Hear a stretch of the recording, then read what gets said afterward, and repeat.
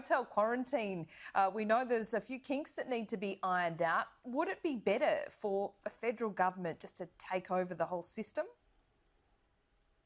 Well, no, Laura, this works best as a cooperative venture, and what we've managed to do is bring some 211,000 people through the hotel quarantine system, overwhelmingly managing it in a very safe way, and it's occurred with state and territory governments working alongside the federal government in terms of continually updating the health advice and tightening the restrictions in ways that now see quite regular testing of those working in those quarantine facilities and an ever improving standard in terms of the way they're run. As well as that, you see significant deployment of Australian Defence Force resources to work alongside the states and territories. So working as a partnership has served us well. It is a challenging undertaking. There's no doubt about that. We're dealing with a highly contagious virus and trying to repatriate Australians and those with essential needs back into Australia and do so in the safest possible conditions. Well, but to do it safely... Yeah, that's right. Well, when hotel quarantine first began, we weren't aware of the mutant strains and we didn't know all that much about aerosol transmission. There needs to perhaps be a review of the facilities that we're using. Could you see a review of those facilities and also a mix of disused mining camps like Howard Springs? So the health experts will absolutely be continually evaluating where and how they think the transmission points in these isolated cases have come from, to understand just how that transmission is occurring and wherever possible to stamp that out. But you've got to be realistic about how these sites operate. They need to be able to accommodate decent numbers of people. They need to also be staffed, and wherever they are in the country, they need to be staffed, and staff will want to go home to their homes wherever they are in the country as well. So I think we do have to keep some sense of perspective there. They need to be not only staffed with security personnel, but with people who can undertake testing. They need to be sufficiently proximate to sufficiently high-quality medical facilities. Yeah, but isn't the question now about the ventilation? You know, the bricks and mortar issues here, where some hotels just might not be as suitable. So do you anticipate a review of the ventilation systems in some of those venues that are being used? Well, I anticipate happening exactly what has happened with each and every time where there's been an issue with hotel quarantine, and that is that the health experts, the AHPPC that brings together the state medical officers and the Commonwealth medical officers from around the country, will review the details of the cases and try to work through what else may need to occur. And they're the ones, not those who are speculating about if there are ventilation issues, but let's let those who have the evidence that they get from the police and the quarantine management operations in the different states and territories to analyse that evidence and to form...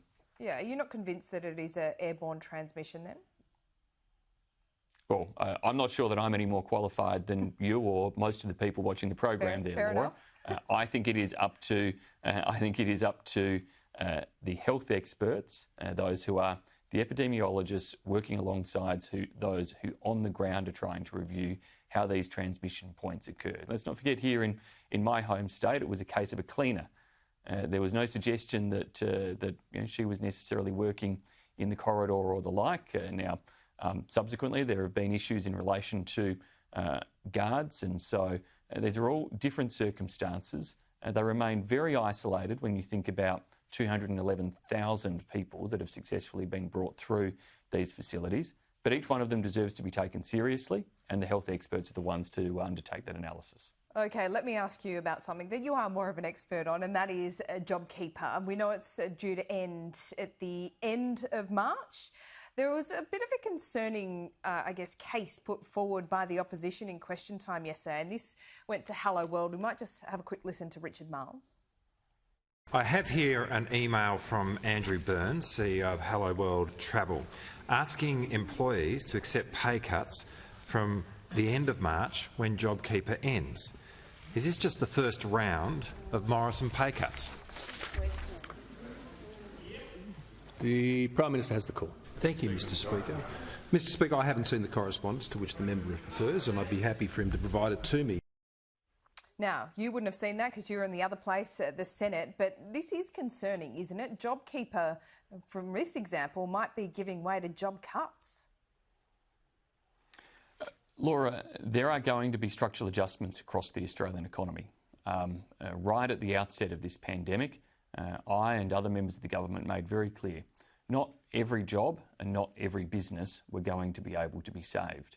Now, JobKeeper and the other economic supports we've put in place have been transformative in terms of ensuring that the potential for mass business failures and massive increases in unemployment was avoided as a result of what is the biggest global economic challenge of our lifetimes. So we have come through not only with amazing health outcomes, but also amazing economic outcomes. But there are parts of the economy that are going to see structural adjustment, where elements of travel and doing business won't come back as it was before. And so those parts of the economy are going to have to make some types of adjustments. What we've done with JobKeeper is not only save many thousands of businesses and hundreds of thousands of jobs, but we have also tapered it carefully through different step downs so that there's not an abrupt shock to the Australian economy when what was the single largest intervention in Australian history in terms of government intervening into private business and into the private economy ultimately comes off. But come off it does have to do. It's not the end of economic support. There's a lot of other economic support flowing through the economy, starting with around $1 billion or more a month in additional income flowing through income tax supports and cuts, as well as ongoing support for businesses in terms of loss carrybacks and investment incentives. These are all important investments to keep that economic recovery going. A structural adjustment, is that your new term for a job cut? No, it's a reality of what happens across economies when the nature of demand changes. And that is what's going to occur for some parts of the global economy. It's not a uniquely Australian challenge there. Elements of travel and work won't come back in the same way that they were before. And so businesses need to adjust. We're seeing already the much greater opportunities in elements of the domestic tourism landscape than clearly in the international tourism landscape. And we also, though, know that many businesses have adjusted to perhaps doing more business by Zoom. You may not see the same degree of corporate travel for quite some time. That's indeed, if you look at the analysis of international airline associations, international bodies, they are projecting out for many years that you won't see a return to 2019 type rates of travel, be it in the corporate or convention space or indeed in parts of the leisure space. I think most people accept that not every business can be saved, but Hello World is a very profitable and has been a very profitable company. In essence, your government has bailed them out in a really tough time. Now, in a free market, they probably wouldn't have survived. So isn't there some kind of accord here, a gentleman's agreement, if you like, that they've been saved, therefore they need to do the right thing by their employees? Well, they also need to make sure that they survive for the long term. Every company, so far as they possibly can, needs to make those decisions. Now, those are individual business decisions as to how they will best be placed to survive for the long haul. Government support for companies like that doesn't end. A company like Hello World will be a very big beneficiary of the loss carryback provisions. So they certainly should continue to support their workforce as best as they possibly can, but they also have to make sure that in doing that, they don't jeopardise the long-term future of the company. Right, fair enough. But, you know, there's a line here. I'm not quite sure where it is, but would you expect companies like Hello World to be putting the wages of their employees, the jobs of their employees, ahead of profit in the medium term? Well, ahead of profit in terms of I would expect them absolutely to support their employees, their wages, their ongoing jobs, ahead of large dividends or bonuses or any of those sorts of things. But profit itself is a necessity in the long term for a business to survive. So a business has to be profitable to survive in the long term. So I do accept that companies like this may need to restructure. They may need to make difficult decisions. We've seen some, particularly in the airline sector, already have to do that. It's devastating for the companies and especially for the families and the individuals involved. But they are necessary decisions that companies have to make to ensure the survival of the company and the maintenance of as many jobs as possible. Fair enough. The good news is that in Australia we've seen more than 90% of the jobs that were lost or went to 0 hours at the depths of the pandemic come back.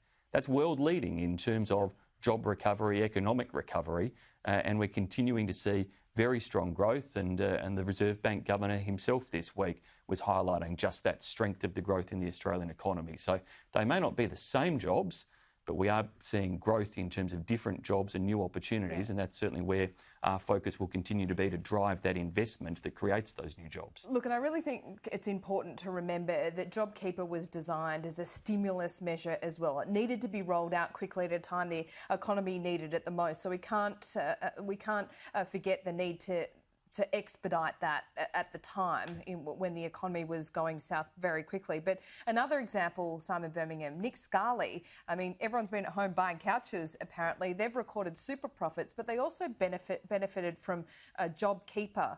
What's your view on that? Well, yes, look, you had businesses at a period of time who looked like they were going to face potentially quite long shutdowns and restrictions. And they faced them for a period of time that gave them JobKeeper eligibility. And thankfully, in the Australian context, those shutdowns didn't have to be so long.